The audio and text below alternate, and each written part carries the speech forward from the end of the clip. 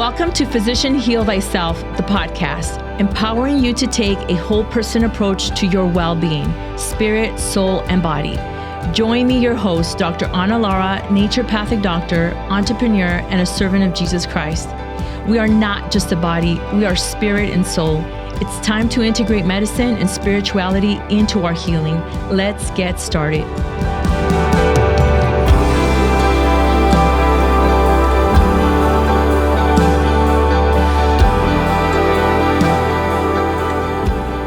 Welcome back to Physician Heal Thyself, the podcast. I'm your host, Dr. Lara. Today, I want to talk about something that's very prevalent in our society right now and for the past several years. And I don't see this changing, but that this is trying to understand the impact that social media has on us mentally, physically, and also relationship-wise. So we're going to dive into discussing what social media is doing. I am between two generations, Generation X and Millennials.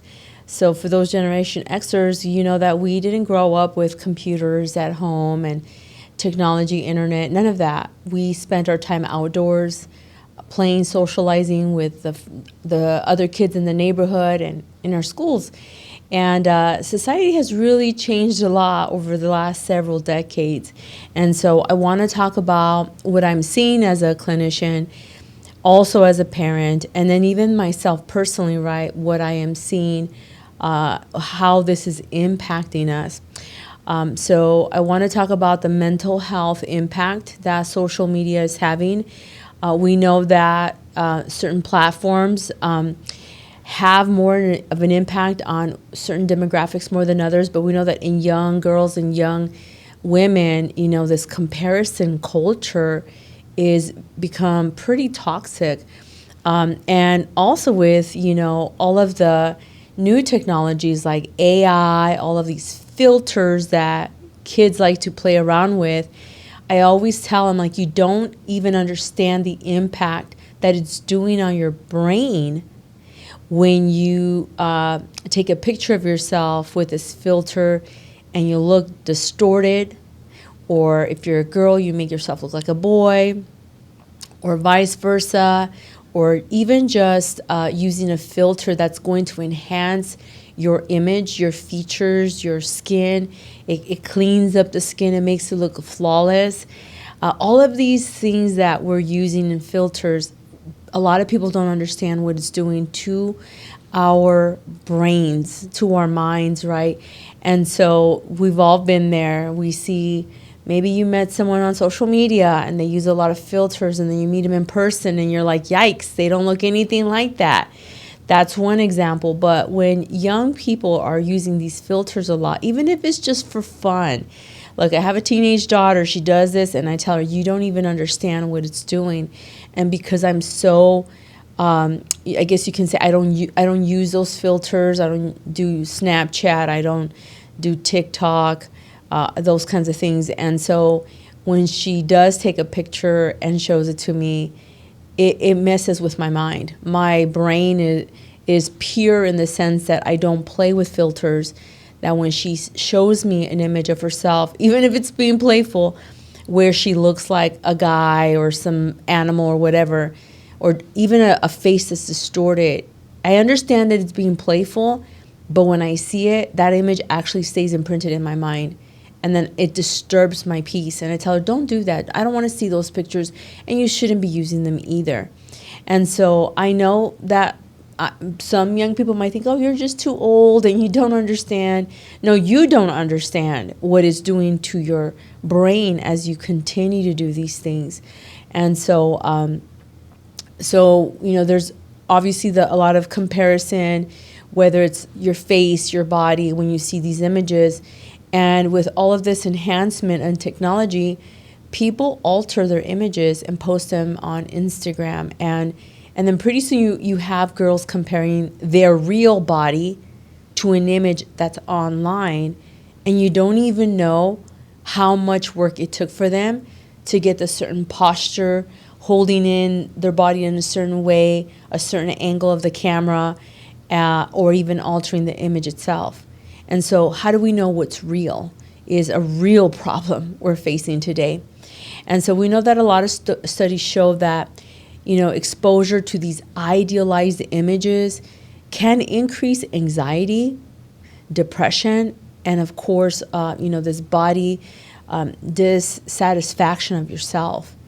And so, especially, like I said, in teens and in young adults, you see this a lot. And the amount of time they're spending on technology is going to only increase that anxiety and depression, and even leading some to, suicidal ideation. So there's this comparison culture, very toxic. We have to limit the time and also limit which platforms we may be going into. And we're going to continue this conversation on, how to scroll mindfully on these social media platforms. So we also have to understand that we have this dopamine loop that causes this addiction, this addictive behavior. So every like, every comment, every share is going to trigger a small dopamine release. So then pretty soon you're looking for, did they like my image? Who commented? Did they share it? Or, and so you're seeking that behavior. You're seeking to see who's liking your post. And so these apps are designed, to keep us scrolling, to keep us coming back to it. I'm going to talk about some ways to reduce and how to manage your time on social media. But I've noticed that when I am off social media, those platforms will start sending me alerts like to go back in there. So there is a way to silence those alerts, and I highly encourage people to do so. So this is this dopamine response that we get from every like and every comment on a post that we share becomes this compulsive checking in. And you just turn to your phone. People just turn to their phone and they go to those apps, right, to see what's going on, what's the activity. And so what I'm noticing is that a lot of young people have this reduced attention span. And it's very significant. And also their memory, the memory of young people, it's getting worse. And that's concerning because I think they're 15 years old. I just said something and they didn't even hear me. So what's going to happen when they're 30 and 40 and 50 years old? Are we going to see increased rates of dementia and cognitive decline because of what this is doing to such a young brain, especially if they're starting at 2 and 3 years old on technology? And so this can sometimes make people feel on the edge, like they're disconnected. If someone's not liking your post, didn't comment something on there, you might feel like, oh, I'm not loved, I'm not feeling connected to these group of people, which sometimes, what's even scarier to me is that people have so many friends or followers on their social media platforms, and they don't even have a real connection. They don't know them. These people don't know you. You don't know them. And you're sharing this content on social media. And so I have seen people have thousands, and it's just a personal account. It's not for business. It's not because they're trying, I don't know, maybe they are trying to be some kind of social media influencer. But this is just everyday common folks having thousands of people as, friends or followers on social media. And I can't even stand a couple hundred in my personal page. I can't imagine having 3,000 friends on Facebook, right? Or even more on my social media. So I'm talking about personal accounts. We got to be careful about what's the intent behind the usage of these social media platforms. Then we go into the social validation. And when we don't get that validation, this is when it creates anxiety for people. So people try to tie in their self-worth with metrics. Like even this podcast, I don't pay attention to the activity because the purpose of this podcast was to bring education. I'm not trying to sell you something. I'm not trying to create followers. I'm not trying to grow a big, large platform. I know what large platforms can do sometimes. And that gives me anxiety to think if I had millions of people following me on my podcast, I'm going to get people who are going to say nasty things and all of that. And that's going to take away from my peace. So I'm not interested in that. So what's the intent of those, once again, of you being on those platforms, of having those platforms? Is it just for fun? Is it to stay connected to your friends and family? Or are you trying to be an influencer? And if you are, then you have to understand what that comes with. And if you are a business owner and you're using the social media platforms, right, to promote your business, to bring awareness to something, then you have to be intentional. So all of these metrics of how many followers and likes and shares can really create this anxiety and feel like you're not receiving the validation that you need. So anxiety about posting. There's also this, FOMO, fear of missing out, that if you're not on Instagram or you're not on Facebook or TikTok or wherever, that you're missing out something important. And the reality is that's all a lie. You're not going to miss out on anything because of the people that you do life with daily, the people you're on the phone with talking to or doing a FaceTime call, or that you meet up to hang out, the people that if something bad happened to you, they would show up, right, to help you. Those are the relationships that are true and genuine. And if you make those connections important in your life, there's nothing more validating than that. Social media, it is a dangerous place to seek, validation. And then the amount of sleep disturbance that I see, and all people, I can't even say it's young people, it's all people. It's a real problem. When I ask my patients about what time do they go to bed and do they fall asleep right away, and what their sleep routine is like, oftentimes they're all very honest with me, and they confess that they sometimes just lay in the room in the dark just scrolling through your phone on social media. And this can be very overstimulating, right, to the brain, and exposing this light to your eyes. And right behind our eyes is our pituitary gland, and our brain is perceiving all that light, thinking we're still awake. We're still, there's still stimulation in the brain. And if you're still on your phone that late, even if you're just laying there, it's going to affect your melatonin production, but also all of your other hormones are going to be impacted. You won't make the amount that you need because your brain is still being stimulated by what you're seeing on social media. And so if you watch something that's disturbing, guess what? That image, that's going to stir up emotions, and there you go. It's going to really affect your quality of sleep. So the best thing to do if you feel like you're really attached to the phone is leave it outside of your bedroom. I know that's like, what? Blasphemy, right, for some of you. But that's the best thing. Or turn it off. Set it away from you so that you're not reaching to it. Because oftentimes if the phone is near us, we're reaching out to the phone to look at what time. That's what I hear. But I use it for my alarm, or I use it to see the time. Well, get a separate alarm. Get a separate clock so you can see that. So if you're not sleeping as much, your mood, your focus is going to get worse. And then, of course, higher levels of stress. So we talked about the mental health, which kind of leads a little bit to the physical health. So let's talk about what are the physical health impacts that I see social media causing for people. And I see this in my clinic all the time. The eye straining, headaches from staring at the screen for so long can really create eye straining. And, you may have a headache, blurry vision, or even dry eyes. But the one thing that I really am concerned about is the poor posture, because so many people are grabbing their phones and they're looking down. And even if you look up, it's rare. Most people are looking down and they're texting, right? They're scrolling. And I have noticed a lot of younger people, even as young as 18, start to have the curvature in their neck, the cervical spine. It's not where it needs to be.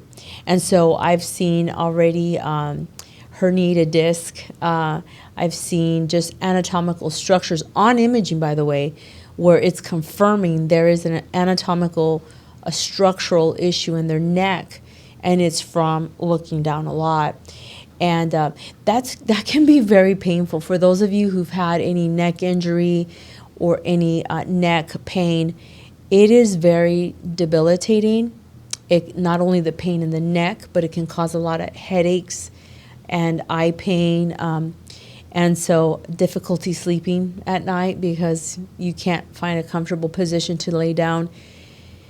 And oftentimes when I ask adults, young adults or teenagers, if they lay down on their bed with their cell phone looking this way down, that it's going to cause more of a strain. And everyone will say, oh, yeah, I do that all the time. How do you know? Young people will say, did my mom tell you I do that? I'm like, no, I know this pattern because it's happening pretty prevalent. And I'm just a small clinic, but I know that I see this a lot. The way young people are sitting, slouching, with their shoulders rolled forward, their necks down, it's just creating a lot of strain. And it's the problem with this is the repetitive activity throughout the day. And every day, this is what they're doing. So it's creating neck pain, back pain, stiffness, and those tension headaches that I talked about.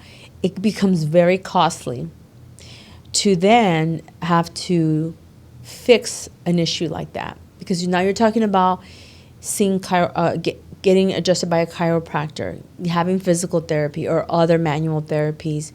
But every single one of these individuals, like I tell my patients, we could do all of these therapies, but if you don't modify the behavior throughout your day, this isn't going to fix itself. And you will always deal with that neck pain. And it just doesn't stay local. It'll start to radiate down into your shoulders, down into your arms, into your hands. Because all the nerves are coming out of this area and they're innervating, they're sending information to our upper extremities, our arms, our hands. So it has a long-term repercussion. Poor posture from using phones, tablets, computers even. If you're watching the video, you see my laptop right now, it's on a flat surface. But in my office, I have a certain device that will elevate my laptop so that it is at eye level and I'm not looking down because it will create a lot of strain. Just from the couple of minutes that I've been recording here, my neck is already feeling a little like tender, and it's from looking downward. The other thing that with the physical impact, right, the physical impact that social media has on us is the sedentary lifestyle. People don't leave their phones alone. If they're working out, if they're hiking, if they're walking, their phone is right there with them. If they're out socializing, they went out to eat with a group of friends, guess what they're doing? They have their phones out there. And so, but it does create the sedentary lifestyle where we are spending more time scrolling, less time moving, and these physical inactivities are going to lead to weight gain, increased heart disease, and of course, reduced energy levels because we're just not moving. So we got to be careful about the amount of technology and social media use. And of course, like I said, stress, we're going to have more of a stress response because not only are we constantly looking for this, what messages or who's posting what, when you come across a post that irritates you, pisses you off, you're going to have an increase in your cortisol levels. And depending on the amount of stress that post you saw, it can even release some adrenaline, so some norepinephrine, right? And now you're agitated and you're shaky and you want to share your opinion and say, express your sentiment about that post. And some people do and some people don't. And the people who don't are just agitated even more and not having an outlet. And those that do sometimes end up, on a social media rant and debate with some people on there. And sometimes you don't even know these people very well. A lot of people have a tendency to post things on social media to someone else that they wouldn't dare say to their face. So it creates this false bravado that people have courage behind the screen to share whatever they want. And sometimes it's very insensitive. It's not even intellectual, right? It's just being straight out mean and attacking people, being name calling. We see that, and this is kind of tapping into the mental health aspect, but also the social interacting that people are not good at communicating at all. Social media is probably not the platform to have a debate. It's not the platform to have a discussion, an in-depth discussion, because a lot gets lost in translation. Our voice, our tone, our facial expressions don't come through right. And so if someone just puts a statement, it could sound very mean. And it might be their intention to just sound mean. But this creates a stress response, and it starts to affect our relationships with others. So I want to talk about how social media, especially I would say the last 5 years since COVID, I have seen social media destroy relationships with friends, with family, over politics, over religion, over medicine, whatever social issues going on in the world. We take that new thing that's circulating in social media, and people start to have a debate. Also, you know this. Everyone who's on social media know that these platforms, they have such algorithms that they pick up what are your interests, who you are, and they start to put certain posts and ads that target you. And then so you see these things and then you share them. And we've all done this at one point. We share that thinking we're doing good, and then someone will respond to you in a mean and nasty way. And this might be someone you know. And instead of having a conversation, maybe there or outside of that platform, like, what did you mean by that? They start to really ostracize you and attack you. And I really find that these strategies are used very carefully to create that kind of debate online and to create separation between people. I mean, if we look back at during 2020, that was a perfect example. There was a lot of fear, a lot of posts on fear of getting sick with COVID, whether to wear a mask or not to wear a mask. This is what people freaking debated about. Now when we look back, we would think that was pretty pathetic. People would get in arguments about you're killing people because you're choosing to not wear a mask, or you need to get the shot, and some people didn't want to, and some were all gung-ho for it. I know that I had even colleagues that decided to block me, and that's fine. And it's these kind of immaturity things that you're not willing to have a conversation with someone. Let's sit down and understand these are not the platforms. They're not meant to do that. They're not meant to sit and dialogue and have these in-depth discussions. It triggers us emotionally, and then we respond out of emotional states. And I mean, like I said, I've been guilty of that, of where I might share something that I thought was inspiring and someone didn't like it. And they go in there trying to correct me or make assumptions. People make assumptions without really trying to dig deeper on what does this mean. And so if we are willing, listen, we should not be willing to jeopardize our friendships, our relationships with friends and family, right? Over politics or someone who's big on a big social media platform. Because the reality is, you don't know them. No matter how great you think they are of a person, you don't know them. You only know what they show you on a screen. That's all you know. And so there's a lot of things in their personal life that we might think they're good people, but we really don't know. We only know what they're willing to share. And they don't know you. These people don't know you. Our president, our state representatives, all of these people, they don't know you. And they don't care about you. So the person that you're arguing on social media platforms that you do know, that's a relationship worth maintaining. Because you probably have done life. You've gone to their wedding. They've gone to your wedding. Babies have been born. You were there. All these life experiences that you've done together, that you know each other. You know each other's hearts. You know who they are. You know how they show up in the world.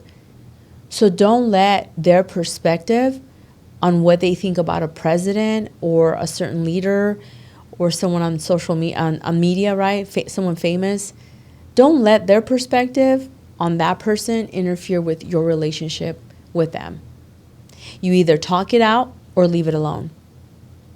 And so this is where I find social media to be most disturbing to me, is when someone who I have helped who I have been there for, all of a sudden is ready to just tear me down, rip my throat, and they haven't even asked questions. They haven't really seeked trying to understand. They just want to battle. And some of us, we don't want that. We don't have time for that. So we need to be cautious about and go back to understanding, why am I on social media to begin with? So some tips that I want to share, I'm going to share some tips on social media use, but also that there are some positive sides to social media. This is a place for community and connection. I know that's what I went on Facebook initially, was to stay connected to friends that were out of state. And it was just a small little community for me to share what their family is doing and my family and that sort of thing. It could be for educational purposes, right? It could be for inspiration. So where you're sharing valuable knowledge, creative ideas, recipes is a great place to share recipes, or just motivation, right? Something to inspire someone. I know sometimes people post things that inspire me in the moment and really speak to my life in that moment, in that day when I saw it. And I'm like, wow, I really needed to hear this. Thank you for sharing this, right? It could be a place for advocacy and awareness. So I think the biggest thing, are we controlling our social media, or is the social media controlling us? So ask yourself that question. Are you controlling your social media, or is it controlling you? So some tips on healthier social media use. Tip 1, set some time limits. Look, you can use features like screen time or digital well-being, or even your phone has the capacity, I know the iPhones do, to be able to limit how much time you can have access to in certain, any app it could be. And so it could be 30 more minutes in the morning, 30 minutes in the evening, kind of checking in the morning and checking at night. A lot of people wake up and the first thing they do is they look at their social media. There's also certain ways that you can block certain apps, or you can, if there's a platform you're not happy with, just delete it. Just get off of it. You can turn off any essential notifications. That's key. So any alerts that are going to keep signaling like, ding, you have a Facebook, alert, or Instagram alert, silence those. That way it's not showing you, you have, like, on mine, it doesn't even show that the number of alerts on the app. Sometimes I will go through seasons where I do go off on a little detox, whether it's a weekly, sometimes I've gone for months sometimes without, it's like a digital Sabbath for me, where I'm just, from May to October one year, it was during COVID, I was not on social media.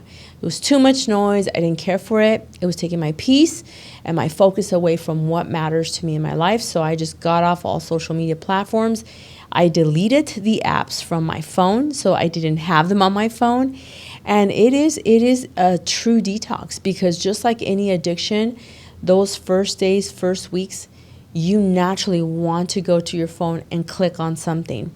So that's for the brave. Many people won't do a detox that long. But you could turn off these, alerts. You can curate your feed. So unfollow accounts that are going to lower your self-esteem. Unfollow accounts that trigger negative comparisons or just negative emotions in you. You can, unfollow accounts that are going to spread negativity. Follow accounts that are going to inspire, educate you, make you feel better. Something that's bringing something of value to your life. I'll tell you, I unfollowed in September because of what happened. Many things happened in September.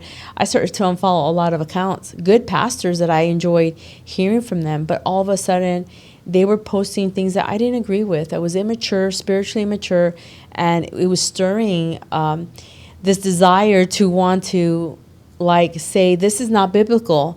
And so I decided, I'm just getting off of here. I don't want to see this person's information anymore.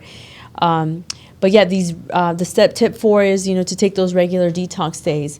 Maybe limit yourself to certain times or certain days of the week that you will only go on. And there's nothing wrong with, a digital Sabbath where you can just reset your brain and be off of those platforms, meaning your social media. And some people do the whole phone, like they just won't access their phone at all. So, and then try to avoid social media before bed, because we don't ever know what we're going to see when we go on there. And if something triggers you emotionally, it might upset you, and you may have a hard time falling asleep. So a lot of people say 1 hour before you go to bed, stop being on social media. But I've talked to a lot of really great neurologists, and they recommend 3 hours of no technology use at all to help the brain to unwind and get ready for sleep. 3 hours before your ideal bedtime. So if you want to be asleep by 9, 6 o'clock is your cutoff time. I know most people have a hard time doing that. But sometimes you can replace scrolling on social media with reading, journaling, stretching, just maybe some soft music that you're listening to just to unwind. But the biggest thing is be intentional. Be intentional before you open your even the app, and ask, why am I going on right now? And if you're busy, just go about your day. Don't worry about going on your social media. So take some breaks, from being on your computers even.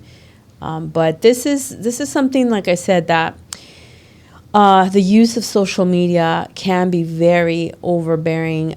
I have recently noticed that when I'm not on my phone at all, and I'm in clinic, I'm seeing patients, I'm having real conversations with real people, that it feels much, much better for me. I feel a true connection. If there's more joy, more peace in that. And, we miss out the opportunity to really get to know people, because instead of socializing with people out in social places, you turn to your phone.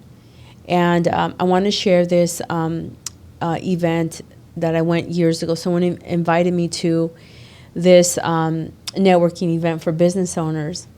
And it had to do with how to use social media, right, to grow your business. That was one of the conversations.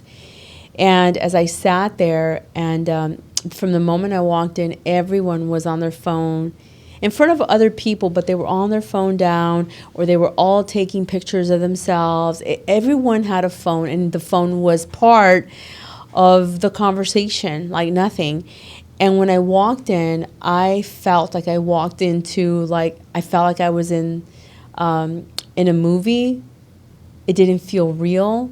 I felt like, is this like a scene from the Twilight Zone? For those who know what the Twilight Zone is. I just felt like I didn't fit in, and everything seemed very superficial, very loud. And I walked in and tried to interact with some people, but everyone was just glued to their phone. And as they started to talk about how they use social media with their business and so forth, and what their relationship with their phone, the relationship with these platforms was something that I immediately said, absolutely not for me. I refuse to have to be worried about posting continuously throughout my day. First of all, I can't post everything that's going on in my clinic. That's like a violation of people's confidentiality, right? I don't have time. I'm busy. I'm back to back with patients and admin stuff and many other things that oftentimes I don't even respond to my text messages right away. And people who know me know that about me. They know that if you text me, the chances of you getting a fast response from me is slim. It may happen, and it may just happen because it was a good time where I'm able to respond right away. I try to respond in emergency situations right away. My laptop receives messages, so sometimes if I'm with someone, I can respond to the text message on my Mac. But I don't make that customary, and I definitely don't want people to feel that when you message me or you call me, I'm going to be right then and there ready to answer. Because the reality is, in my day, I'm interacting with people. And if I have a patient sitting across from me and I'm listening to them and I turn to my phone, it's a form of disrespect. So there's this etiquette of use of technology that people also have, forgotten. Now, if I am expecting a message, a call from someone, and I know I have to take it, I will let the person know, hey, I just want to let you know, I'm expecting this message. I may have to just respond. And most of the time they're like, yeah, it's okay. But it's courtesy to let them know, I'm not ignoring you. I'm not seeing that our time together is not valuable. I'm just expecting this to come through, and I'll need to respond. And communication is key. So I want to hear from you. What is social media? How does it impact your life? What are the things that you see in your family as they're on social media? There's a lot of dangers, obviously, to young people, but it's also for adults. Like I said, I see people driving on their phones, scrolling on their social media platforms. This is not okay. This is dangerous. And so I think that we desire to have connection. We desire so much to have connection that we've turned to a superficial way of connecting with people. And it's truly sad. So I hope that as you celebrate, holidays or any family events and gatherings, put your phone somewhere away. It's okay if you're going to take it out to take pictures, but just be present. Be present with the people that are there. There's just certain things that I won't post on social media. It's too private, too personal, and that's not the place to do it. But to each their own. Like I said, I do see a lot of issues with young people with physical and emotional concerns. So thanks for listening to this episode on social media. Be more mindful on your scrolling, right? On your use of social media. And I hope you've enjoyed it. And until next time, be blessed. Thank you for listening to Physician Heal Thyself, the podcast. If you like what you've heard, please like, share, and subscribe. Help this message reach more people who may need to hear it. Leave your comments. I want to know what you think.